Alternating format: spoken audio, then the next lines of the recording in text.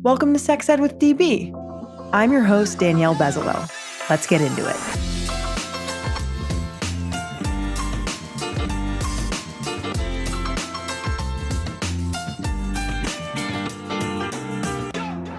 Welcome back to the podcast.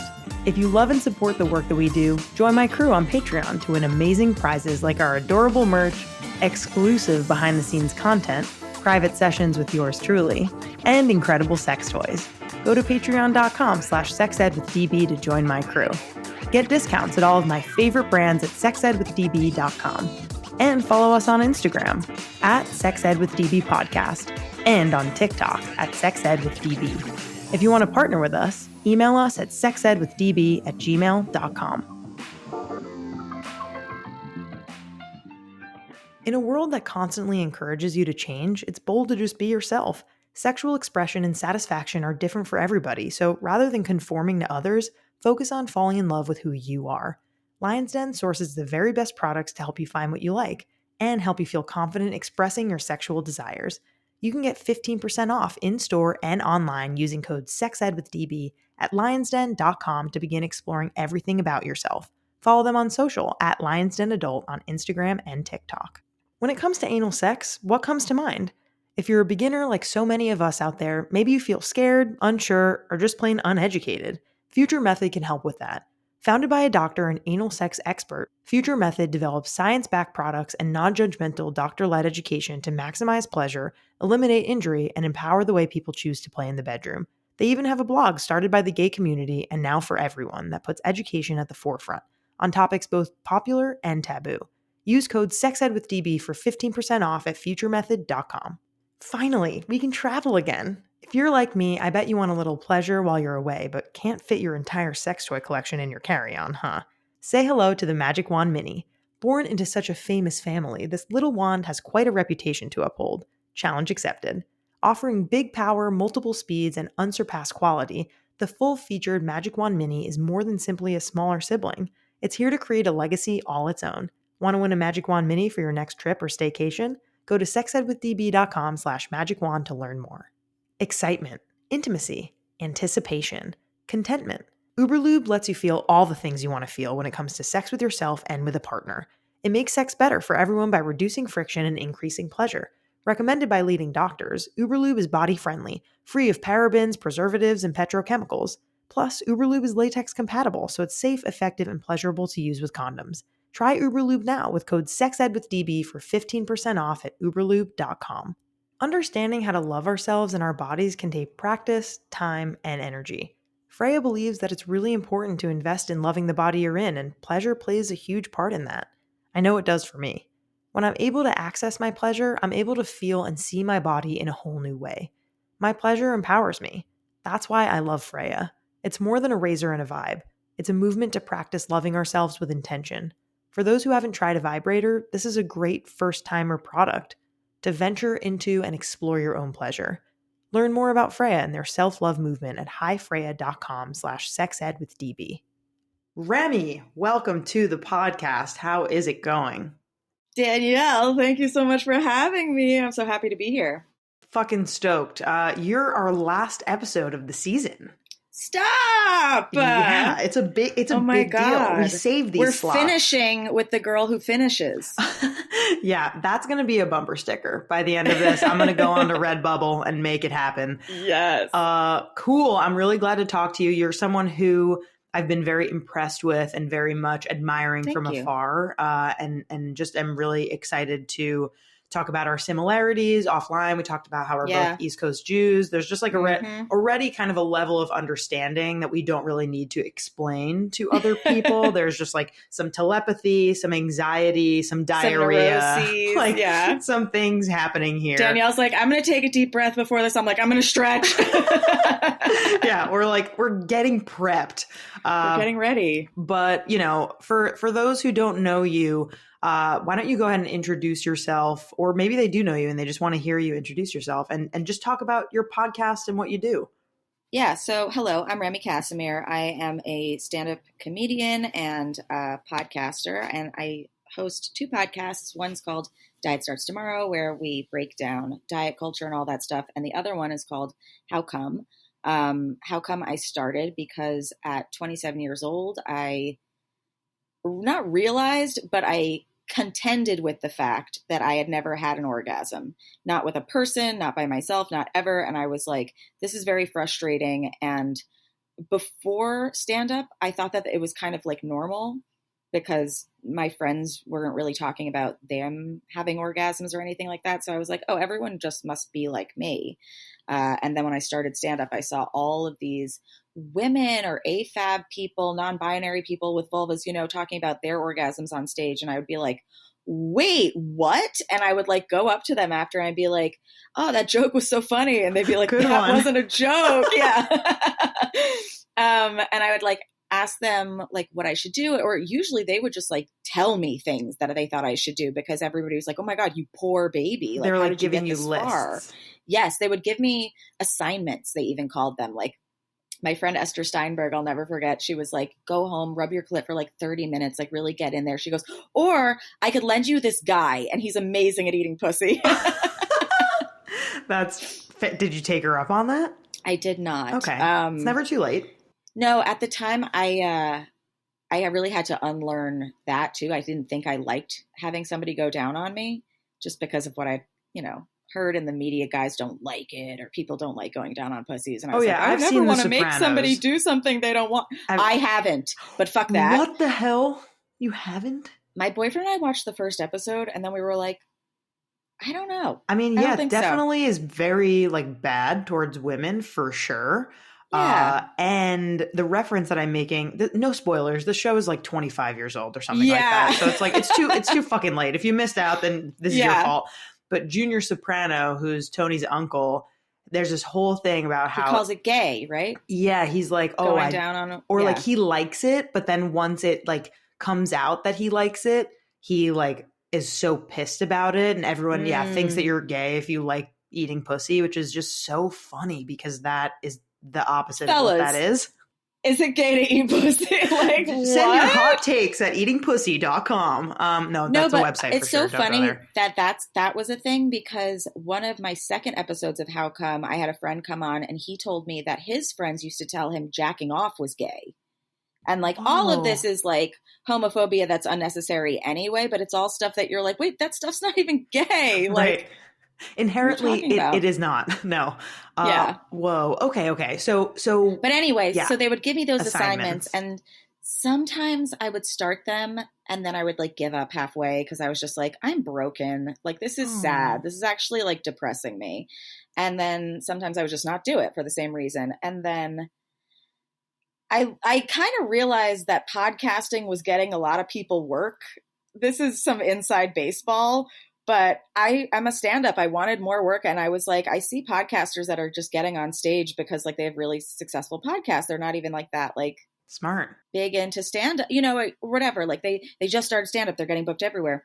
And I was like, you know what? I'm going to use my Also, pain. I meant smart of you, not that they're not smart, to be clear. Hilarious. Yeah. Some of them not smart. Some podcasters famously not smart.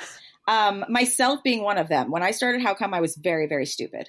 But I started it because I was like, it'll help me get work, but also it'll help me do this thing that I really want to do. And instead of having those assignments be like these nebulous things that maybe, it was like, I have to do one every week or every time I have a guest on. That was the initial format, was they would tell me about their first time coming and then they would give me an assignment. And lo and behold, blew my load by episode 6. Oh, by episode 6. So it took 6 assignments. What was the assignment that made you blow your load, so to speak? So it wasn't even one from the podcast, funnily enough. After I came out as anorgasmic, a bunch of people that I was friends with who were comics were like, oh my God, we have to have you on our podcast to talk about this. And one of them was The Good, the Dad, and the Ugly. And it's a podcast, 3 guys. They only interview females, AFABs, you know, sure, the good stuff. No, just kidding. We're all great. But they were like, have you ever tried a clitoral suction device? Because we have a friend who like couldn't come and she tried it and then it worked for her. And I was like, no. And I ordered it and it was like, if you guys haven't tried these things, like I used to think about, oh, how nice would it be to have like a tiny blowjob for your clit? there was never like an object when I was growing up. And now there is. Yeah. And that is like, go buy them. They now, at the time, I think the one I bought was like in the 200 range. Wow. Expensive. Huge investment for your pleasure. Worth every penny. Yeah. Totally worth it. But then I was feeling bad for like recommending it to people that like couldn't come and also like couldn't afford it. So there are way less expensive brands. There's the +1 air pulse arouser I love, and you can get it at Target, and it has the same warranty as any other electronic. Unreal. Oh, fantastic. Right. And then the girl's best friend from Sweet Vibrations. It's a little loud, but it's got one end that sucks and one end that vibrates. So it's like a real catch-all. Yeah. And okay, so men and those are in like the 30s. You range. Get right. Yeah. Sweet Vibes used to be. Men did, because Rachel Sennett, who's an actress, comedian, she had gone on their podcast and was like, this is the thing that worked for me. Okay. And then it trickled down to me. So really it was her telling me. Got it. Okay. And then, talk to me about like how it felt to do that at for the first time. Well, the first one that I tried, it was right before the episode 5 recording. And I was like, oh no, I better not do this because it's going to ruin this recording. So I put it away. And then right after we wrapped that recording, I was like, it's time. And I hunkered down. I put a towel down because we'd done a lot of conversations about squirting at that point. So I was like, this will probably be me. Put some music on really loud because I was living with my grandmother at the time. Okay. Not what I expected. Nope. Thank you, Nanny. Rest in peace. We love you. Thank you for giving me the space. Yes.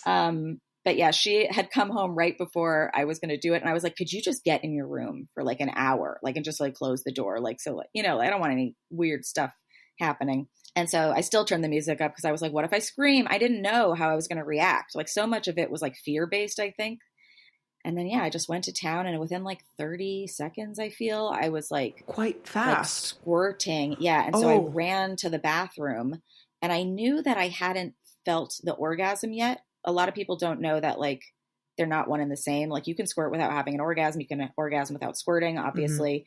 But so I knew that fluid was pumping, but I hadn't felt that like that everyone said, like when it happens, you'll know.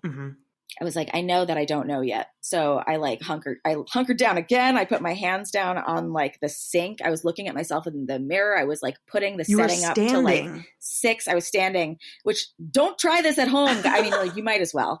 But I put it to the highest setting, and I was like, you're going to do this. Like you're going to do this, looking at myself. And then my knees gave way, and they were like, it's time to get on the floor. And I did. And I was on my hands and knees, and then I was on my back, and it was like 6 orgasms, like sequentially. Oh my God. And they were like all like stacked up, like ready it was literally like, when a garden pipe is like pinched and you just like let it go and everything's like whoosh, like that was me.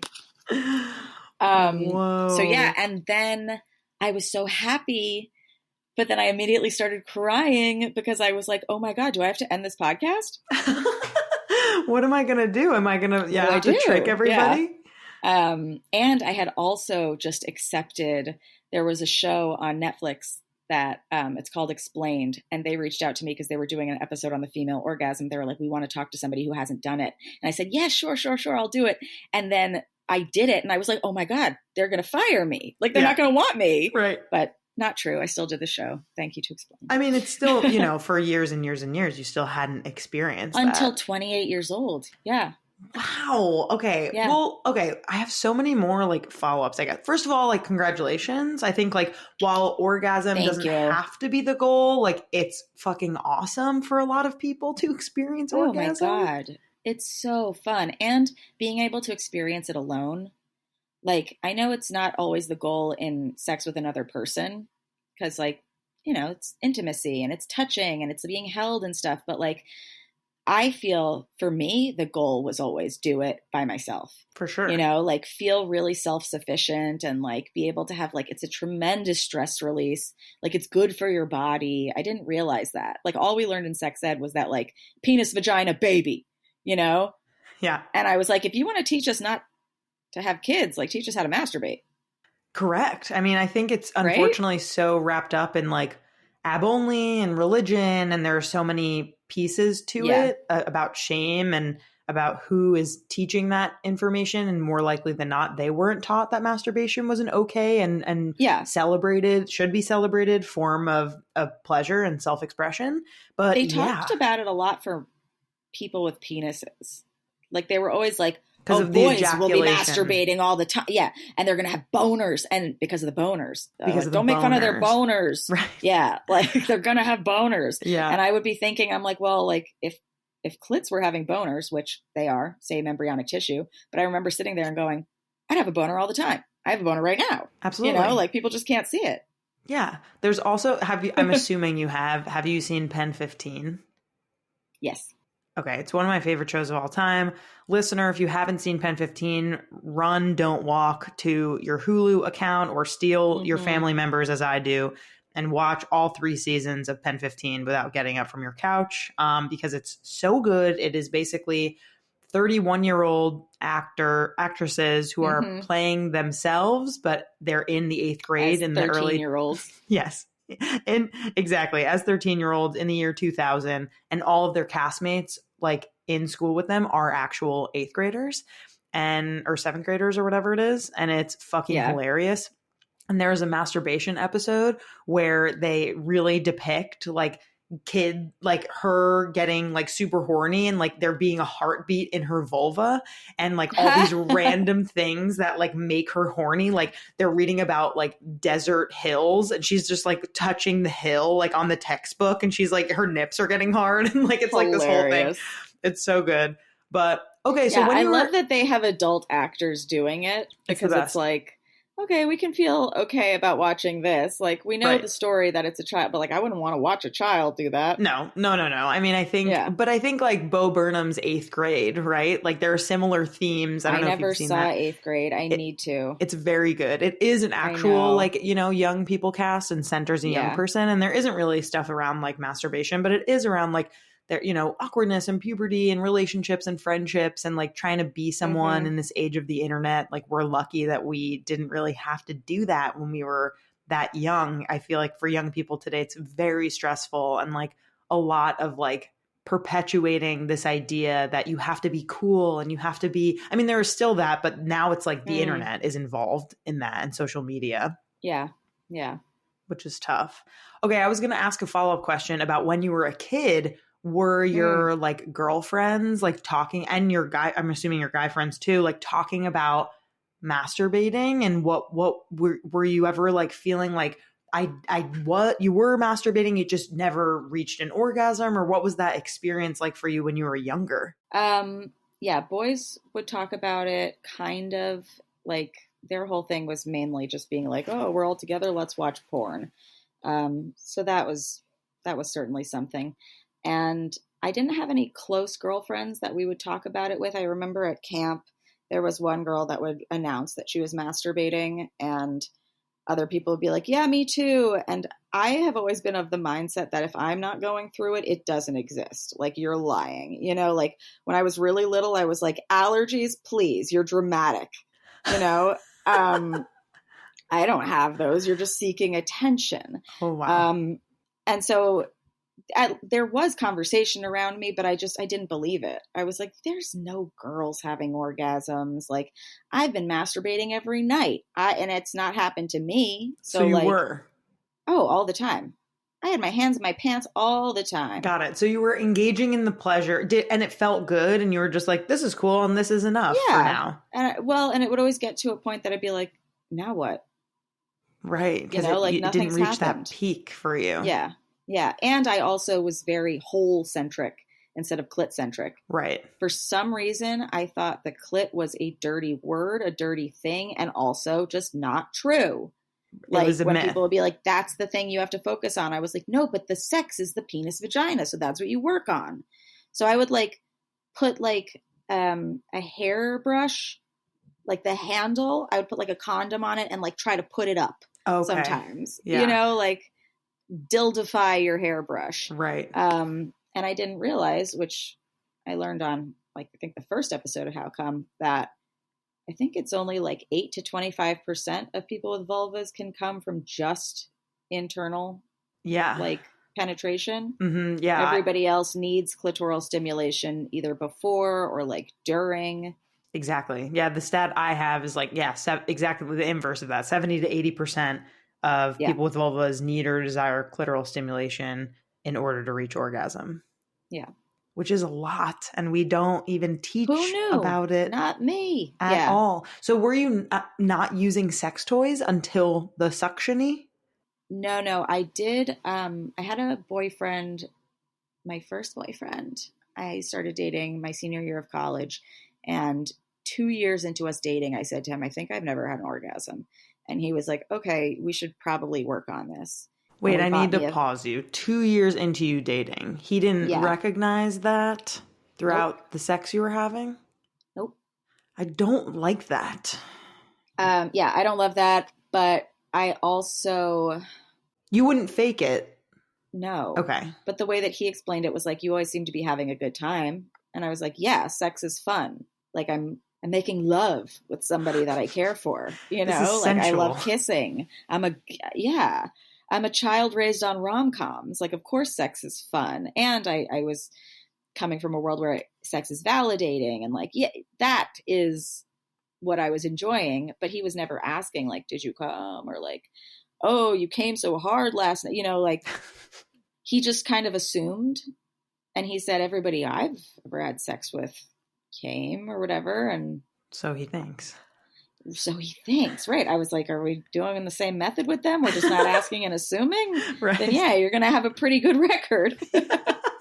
That's funny. I'm going to assume everyone who's ever met me loves me. How about that? Right. Yeah. Just to ease my anxiety. And no one's told me. Right. And I never asked, but yeah. But he did some sex toy stuff with you? Well, I said, I haven't done this. He said, we need to work on it. And then I started speaking to my girlfriends about it. And one of them gave me a book that's actually, it's on the cover photo of How Come. It's called Sex, Everything You Need to Know.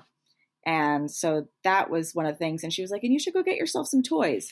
So I got myself like a simple vibrator from Babeland. And I got the rabbit that I had learned from Sex and the City. It was good. Yeah, we used those on. Actually, I had gotten the rabbit earlier. I got it in college at like a sex toy party. That was like a friend's birthday. Nice. Used it once, was afraid of the fact that it looked so penis-like and put it away. But yeah, he would use that on me. We would try stuff, but it just didn't work. It wasn't happening. Yeah, I think there's just a lot of pressure, no pun intended, around sex toys for them to be like, for all of them to be for everybody, or for like the ones that work really well for some people are going to work really well for others. And I think that they're, for most people, they have like 2 max toys that they just use all the time. Maybe there's different scenarios that they use them in, or maybe there's a couple more that they use, but sometimes it's a cocktail. They need 2, you know, like everyone is so very different in what they respond to. Like we talk about this on Diet Stars Tomorrow with food.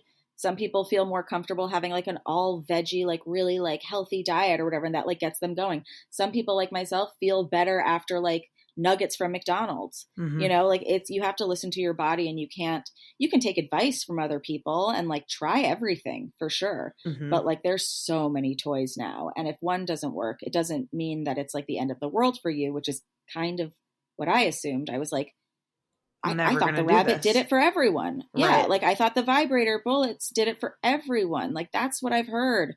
And then I really thought I was doomed because the suction toys didn't even exist at that time. This is 2014.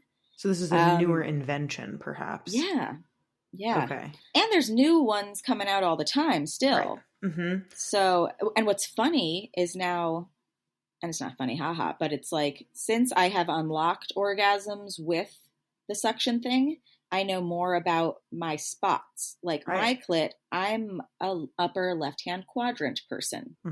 So I didn't know that when I was using a vibrator before, but now that I know it, I can use a vibrator in that area and it works. I can instruct my boyfriend in that area and it actually works. Right.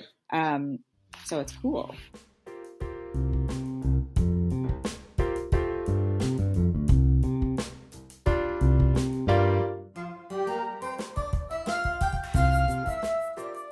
Let's play a little fill in the blank game where you have to guess what goes in the blank. Cosmopolitan magazine called The Blank the little black dress of vibrators, and Time magazine named The Blank among the top 10 most influential gadgets of all time. Even at 50 years old, The Blank is still turning heads as the most recommended and best-selling massage wand in America. Any guesses? The answer is the Magic Wand. It's loved by millions for a reason. It's powerful and hits all the right pleasure points. Want to see what all the fuss is about? Go to sexedwithdb.com/magicwand to learn more and see how you could win your very own Magic Wand rechargeable. Let's talk about lube and condoms. Something important to know is that oil-based lube is not to be used with condoms because the oil can cause the condom to break or tear, which would defeat the purpose of using it. Thank goodness for Uberlube. Uberlube is latex compatible, so it's safe and effective to use with condoms. But wait, there's more. Dispensing 2 drops of Uberlube inside a condom and a measured pump outside will increase pleasure. What are you waiting for? Use code SEXEDWITHDB for 15% off at uberlube.com. Hey everyone, I'm Dr. Jennifer Lincoln, board certified OBGYN, and you may know me from social media where I spend a lot of my time educating about everything reproductive health. This podcast is called Let's Talk About Down There, and that's what I'm doing. I am talking about down there with no shame, no stigma, a lot of fun, and a lot of education. And why? Because when we talk about these things, we educate and we empower ourselves. Call in, leave a question, and know that it's okay to have questions about your body, and we're going to answer them. 5 reasons you will masturbate more with Freya. Number 1, masturbation increases the release of endorphins, which decreases stress, tension, and depression. Number 2, masturbation can help you sleep better. Number 3, masturbating can help strengthen and tone your pelvic floor. Number 4, masturbation can lessen period cramps. Number 5, masturbation can empower you to know your body better and know what feels good. Freya is the innovative premium razor and vibrator in one that gives you an amazing shave and the best clitoral workout ever. Use code SEXEDWITHDB to get 20% off your Freya. And for a limited time, you can enter to buy one Freya and get one for your bestie for free. Enter to win at highfreya.com/sexedwithdb now. Let me tell you about one of my favorite sex toy shops out there, Lion's Den. If you haven't heard about Lion's Den before, I can't wait to tell you all about them. Lion's Den first opened its retail facility in Columbus, Ohio in 1971. That's right, over 50 years ago. Since then, they have grown to more than 50 outlets throughout the US, building its reputation on high-quality products, low prices, and a knowledgeable sales staff. Their staff are also sexual wellness experts who can help you find the perfect toy. One of the many things I love about Lion's Den is that they advocate for a sex-positive perspective on intimacy and sexual well-being, and strive to break the stereotypes and stigma surrounding sex by providing comprehensive educational resources to empower everyone to enjoy life to the fullest. They are simply amazing.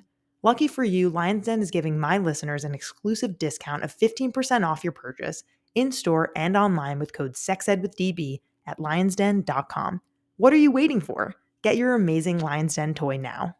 When it comes to sex, most of us have never had access to proper education, especially when it comes to the butt.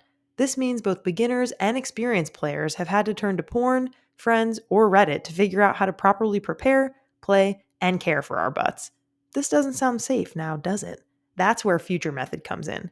Future Method was founded by a doctor to help people have informed, healthy, amazing sex. Because we should feel good in our skin and when we're playing with our partners. If you want to learn more about how to bottom safely, go to futuremethod.com and use code SEXEDWITHDB for 15% off their amazing products.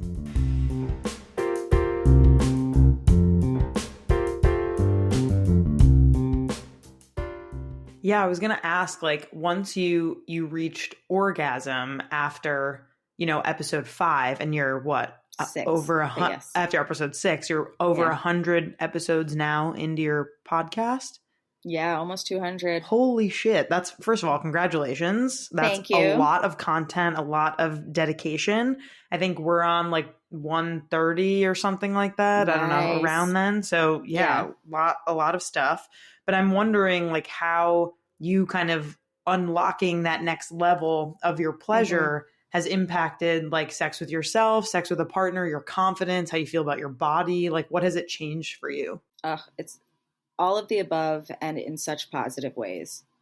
Like I literally feel like my own girlfriend now, which is really nice. Yes. Like I no longer need my boyfriend. I just want him.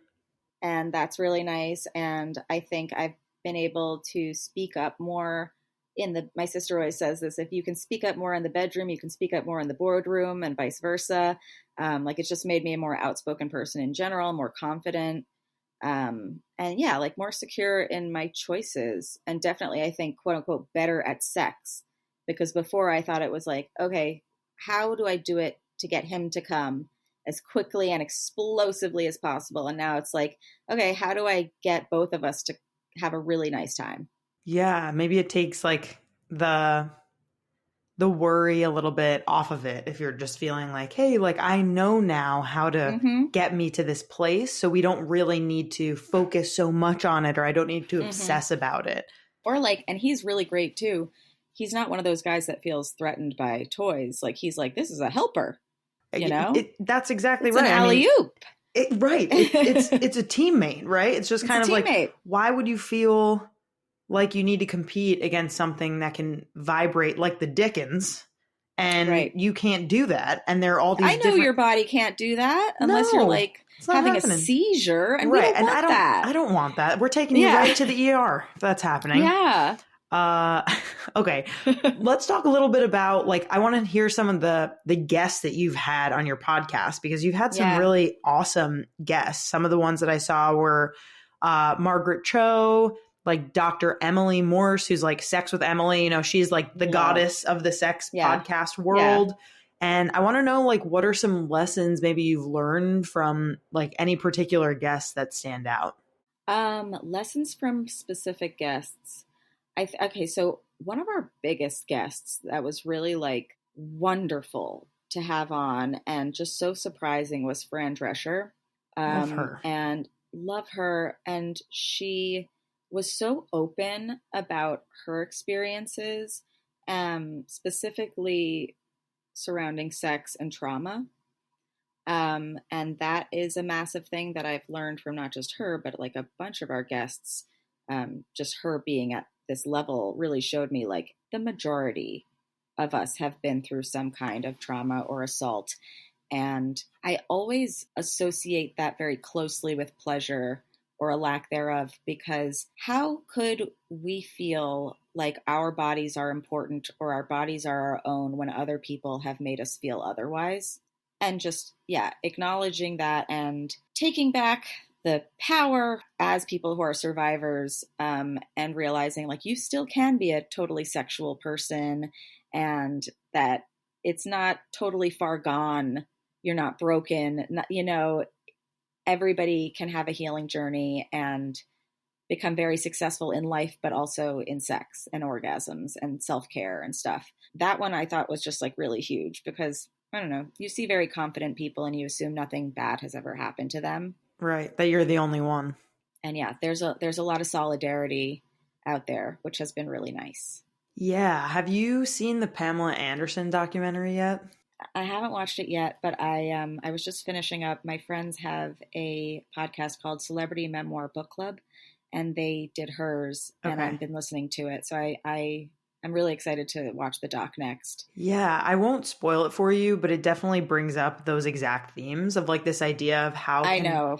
Yeah, what happened to her. Yeah, like how can we own our pleasure while we're like in the midst of being like assaulted, or, our consent is being broken, or, how can we like remain ourselves? And I didn't know her story that deeply before. And like, I have so much empathy for her and like so much love for her now that I watched that and saw it like in her words. And she was really like the one who was controlling the narrative, where like her whole life she wasn't.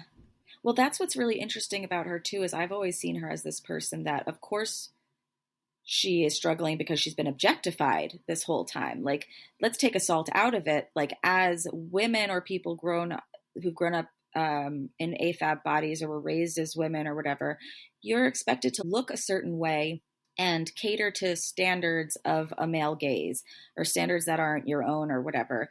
And that makes you feel disconnected to your body too.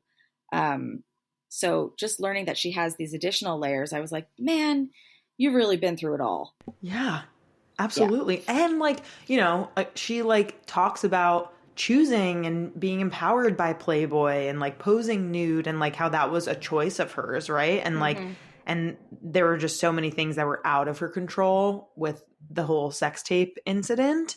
And like you'll see it. I just highly recommend that everyone. Sex tape crime. Yeah.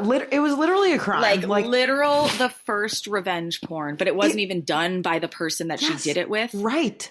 Like, should we just spoil it for people who don't know because it's that important? How do you not know?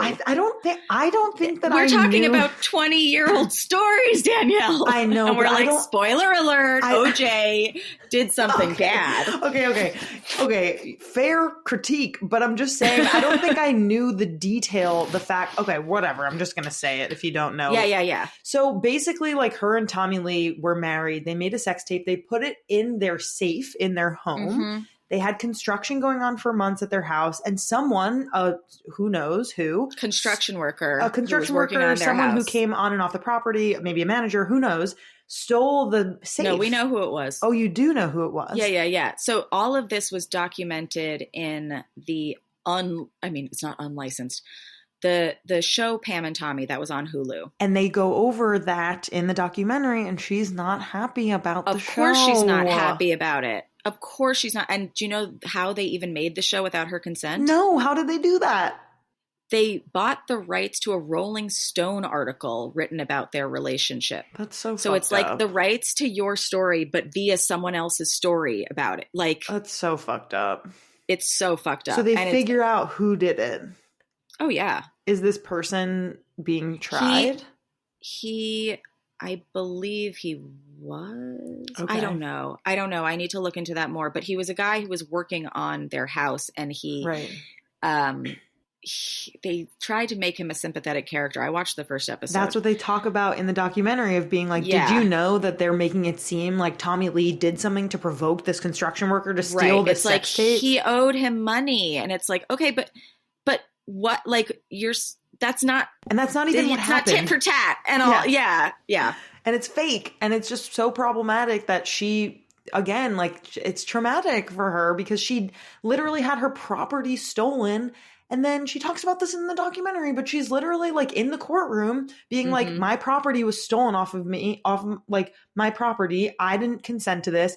And the fucking lawyers are like, well, you pose in Playboy. So you're like basically a slut, right? Like, what does it matter? It's like the most fucked up thing ever. And no one really talks. Like, I'm glad this is out and it's getting press now, but it's too late.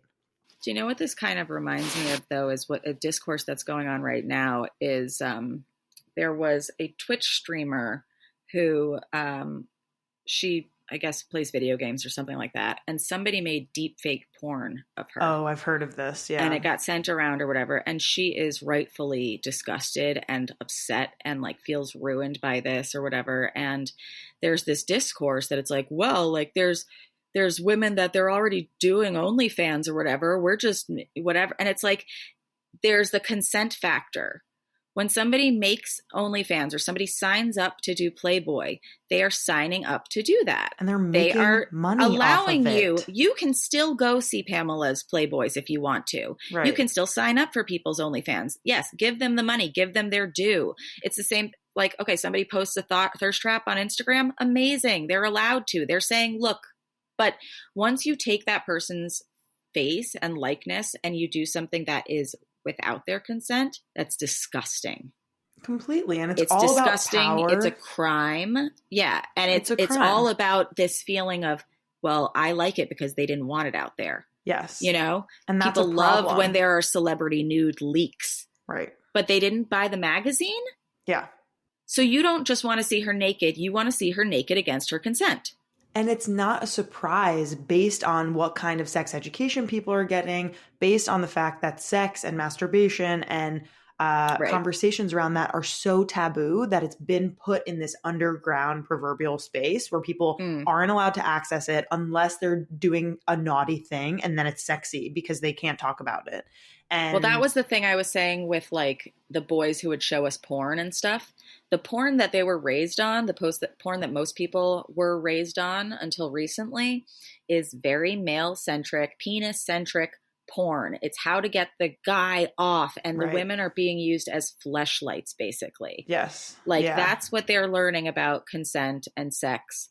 Now there's a lot more porn that's made with like people in mind that aren't just men. Like there's female maid porn. There's a whole website called Make Love Not Porn where it's like we've had Cindy on our amazing. podcast. Yeah. She's unreal. I want to get her on How Come. Oh, hell yeah.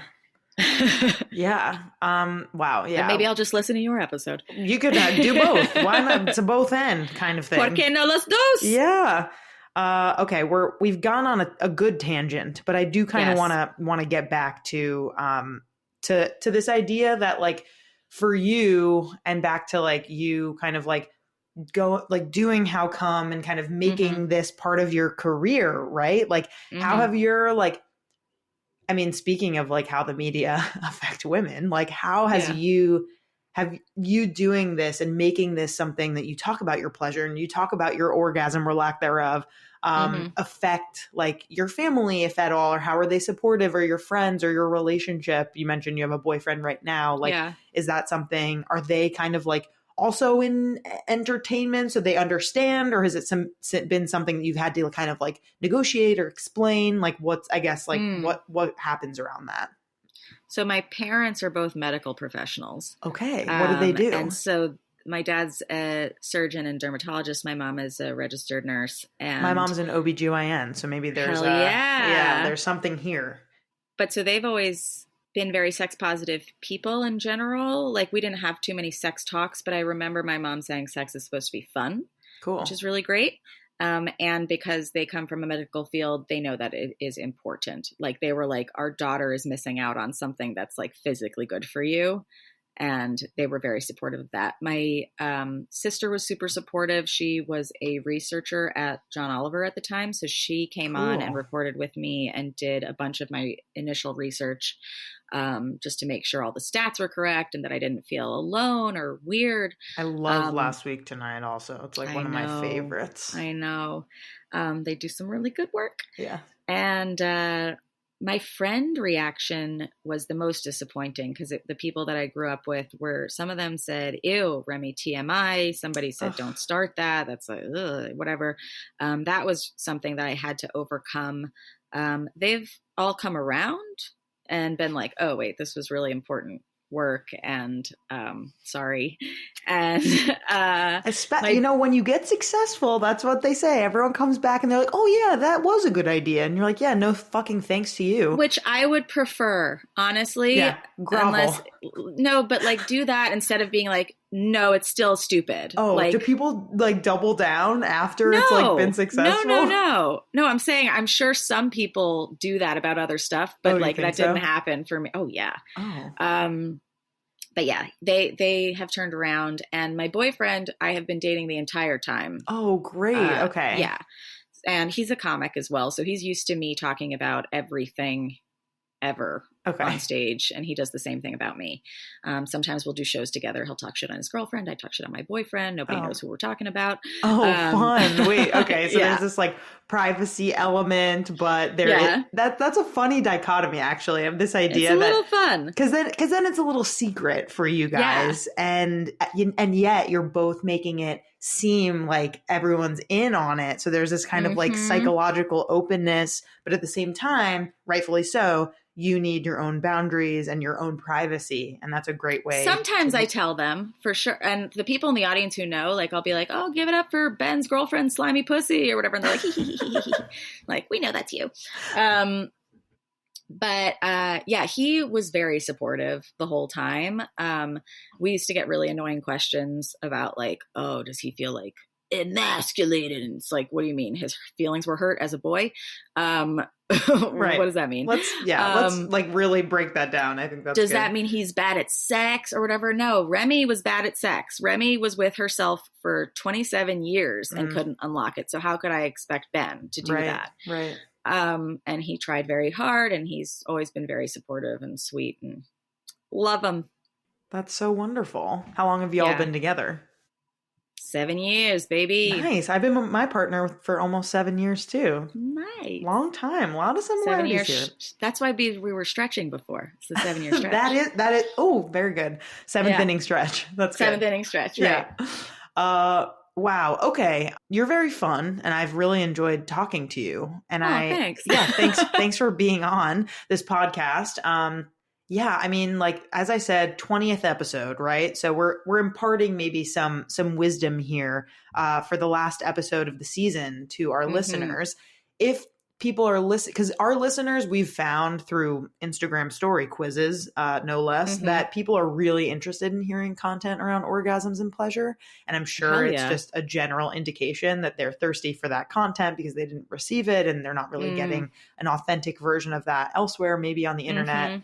That they have found. And so I'm wondering if you have any like words of wisdom for other people who might be struggling either to reach orgasm or to feel at home in their bodies or to feel like they are kind of able to give themselves permission to receive that pleasure. What would some words of wisdom be?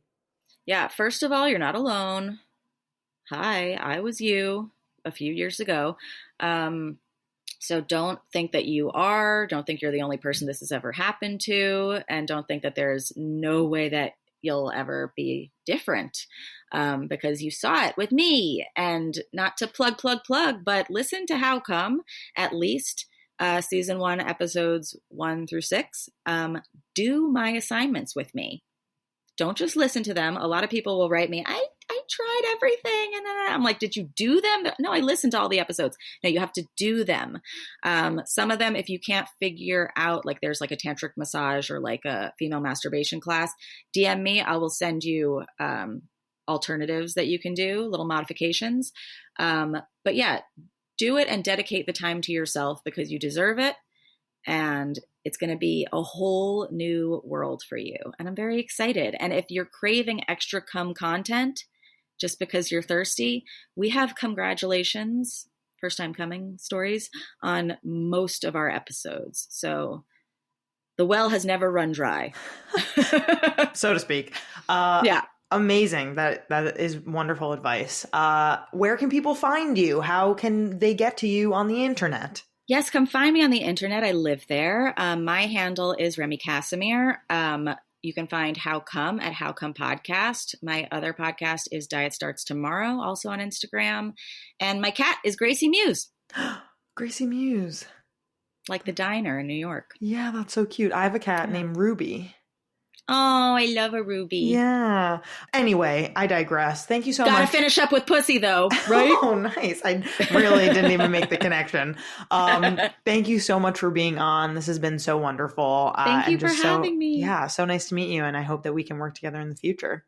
For sure. Thank you so much. And thanks for listening, guys. Our creator, host, and executive producer is me, Danielle Bezalel, aka DB. Our co-producer and communications lead is Catherine Cohen. Our social media intern is Sarah Kelly. Our music theme is by Hook Sounds. Thank you so much to our featured guests, partners, and our listeners. Want to advertise with us? Email us at sexedwithdb@gmail.com. For more sex ed content, follow us on IG at sexedwithdbpodcast and on TikTok at sexedwithdb. See you next time.